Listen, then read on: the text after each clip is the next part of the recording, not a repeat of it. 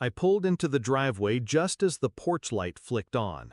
12 hours behind the wheel, a bottle of cheap gas station coffee still burning in my stomach. My brother stood there, arms crossed, a half smile that wasn't a smile. "Oh," he said, scratching his neck, "we actually had the engagement dinner yesterday. Just close family." Close family. The words hung between us like barbed wire.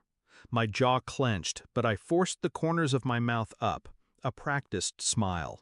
Years of pretending had taught me that skill.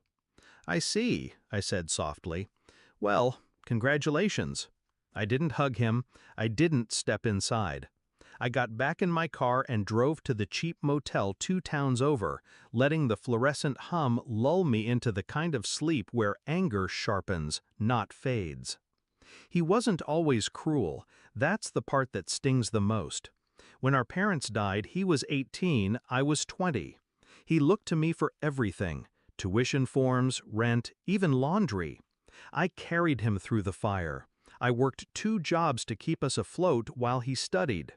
When he graduated, I cheered louder than anyone. I thought loyalty was permanent, blood thicker than betrayal. I was wrong. The cracks started small. Holidays where my name was accidentally left off the group text.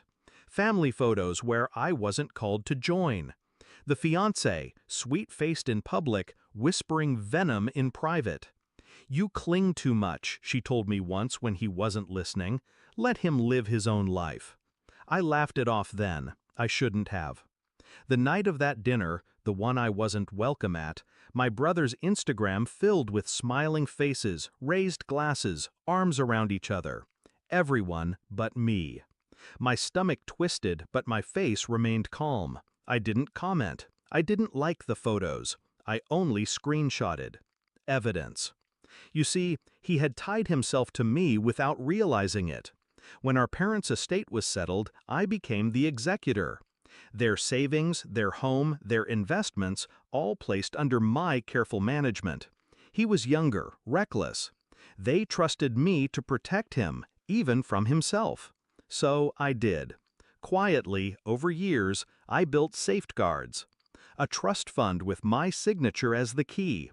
Property deeds in both our names, but the power of sale in mine. Joint accounts that looked like they were his, but were tethered to my authorization. He never asked questions. Why would he? The money always worked, the card always swiped. Rent was paid, tuition cleared, vacations covered. I was the invisible engine behind his life. Until he decided I wasn't close family. 5 days after I drove away from that house, his name flashed on my phone. I answered, my voice steady, knowing exactly what was coming. "Hey," he said, breathless, panic cutting through his usual arrogance. "The card doesn't work. I tried the ATM, the grocery store, nothing. Did the bank screw something up?" I leaned back in my chair, swirling the glass of water in my hand like it was whiskey. "Oh," I said, mirroring his tone from that night. "I forgot to mention, I made some adjustments." "What do you mean, adjustments?" His voice cracked. "I mean," I said slowly, savoring each word, "the accounts are frozen. The trust is locked. The house deed, the one you and your fiancé plan to live in, is no longer accessible to you. Not without me." Silence. I could hear his breathing, shallow, erratic. "You can't—" "I can," I cut in, and I did, remember? Close family only. That was the climax, the quiet strike of my revenge. Not loud, not messy, just control slipping through his fingers, one asset at a time. He thought cutting me out would be clean. He forgot who held the pen.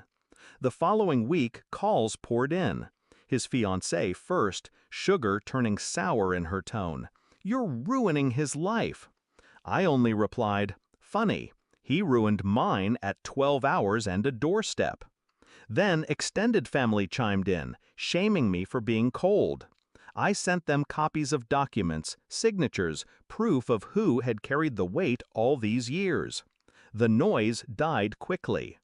By month's end, his credit cards bounced. His engagement party deposits evaporated. The ring, financed, not bought, was repossessed. He moved back into that old house, the one with peeling wallpaper and creaking floors, because it was all he had left. And me? I slept soundly. Do I regret it? No. I gave him everything once. He mistook that for weakness. He thought love was unconditional, that betrayal would earn nothing more than forgiveness. But I am not a saint. I am a ledger, and debts always come due. So when he stood there, red-eyed, begging me to reverse it, I only said one thing: you should have saved me a seat. It's strange how silence can be louder than screams. I didn't raise my voice. I didn't break a single law. I just withdrew what was mine to give. And as I watched him unravel, piece by piece, I realized the truth. Family isn't defined by blood. It's defined by